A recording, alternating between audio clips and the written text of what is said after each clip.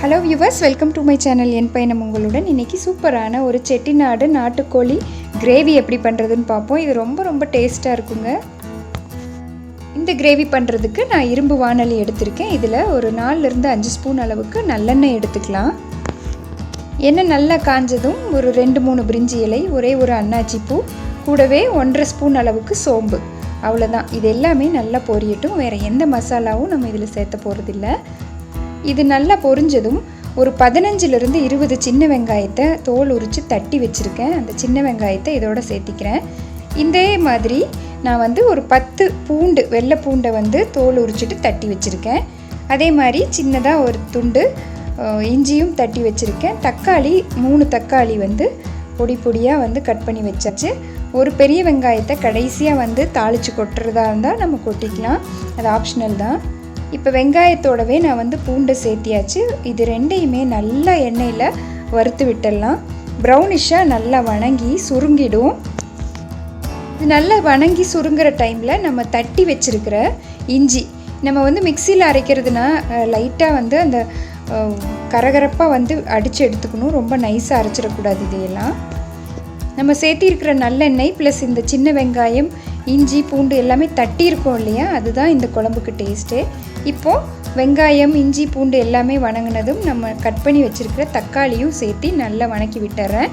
இது கூட உப்பு சேர்த்திக்கலாம். அப்போ நல்லா மை மாதிரி அது வணங்கி வந்துடும். தக்காளி வணங்கும் போதே நம்ம ஒரு கைப்பிடி அளவுக்கு கருவேப்பிலை இலை, 2 ஸ்பூன் அளவுக்கு மிளகாத்தூள், 1 ஸ்பூன் அளவுக்கு மஞ்சத்தூள், நான் கூடவே கிரேவிக்கு தேவையான அளவுக்கு உப்பு எல்லாத்தையுமே இந்த ஸ்டேஜில் சேர்த்திக்கிறேன். உப்பு நம்ம பார்த்து அளவாக சேர்த்தணும். ஏன்னா ஏற்கனவே சிக்கன் நம்ம கழுவும் போது உப்பு போட்டு தான் கழுவுவோம். ஸோ நல்லா கழுவி எடுத்து வச்சுருக்கிற இந்த சிக்கன் இதையும் இதோட சேர்த்திக்கலாம். நாட்டுக்கோழி தான் இது. இப்போது நாட்டுக்கோழி கவிச்சி அடிக்கும்னு நிறைய பேர் பயப்படுவாங்க. அப்படி அடிக்காமல் இருக்கிறதுக்கு நம்ம அரிசி கழுவுன தண்ணி இருக்கு இல்லையா, அந்த கழுநீர் அதில் கழுவிட்டோம்னா சுத்தமாக கவிச்சி வாடையே அடிக்காது. அப்படி இல்லைன்னா லெமன் புழிஞ்சு அந்த லெமன் ஜூஸில் கூட லைட்டாக நம்ம கழுவி விடலாம்.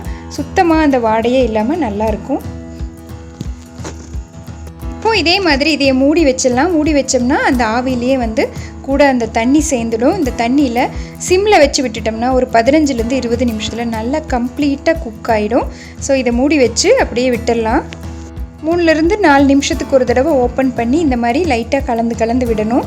ஏன்னா அடியில் நம்மளுக்கு அடி பிடிச்சிடக்கூடாது இல்லையா, அதனால் எண்ணெய் கூடுதலாக விட்டுருக்கனால நிச்சயமாக இது அடி பிடிக்காது.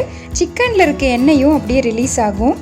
ஸோ கம்ப்ளீட்டாக இந்த மாதிரி ஆகிற ஸ்டேஜில் சிக்கனும் வெந்துடுச்சா அப்படின்னு சொல்லி நம்ம செக் பண்ணிக்கலாம். இப்போது கம்ப்ளீட்டாக சிக்கன் வெந்துடுச்சு. பார்த்தா கொஞ்சமாக தண்ணி இருக்க மாதிரி இருக்குது. அதனால் இதை ஓப்பனாக அப்படியே குக் பண்ண விட்டுடலாம்.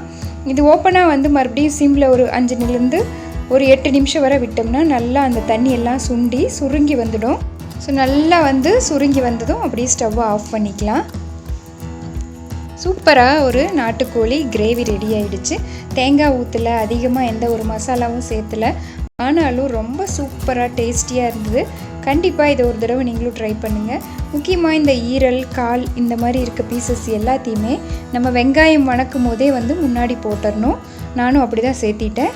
அதுக்கப்புறமா தான் பூண்டு, இஞ்சின்னு ஒவ்வொரு ஸ்டேஜில் ஒன்று சேர்த்தணும். முக்கியமாக மண் சட்டி இருந்தால் ரொம்ப டேஸ்டியாக இந்த கிரேவி இருக்கும். நான் இரும்பு வாணலி இருந்தனால அதில் செஞ்சேன். நிச்சயமாக இந்த சூட்டுக்கே நல்லா கொதித்து சுண்டி அருமையான டேஸ்ட்டில் இருந்தது. ஸோ இந்த கிரேவியை நீங்களும் நிச்சயமாக ட்ரை பண்ணுங்கள். இன்னொரு வீடியோவில் உங்களை நான் மீட் பண்ணுறேன். தேங்க்யூ.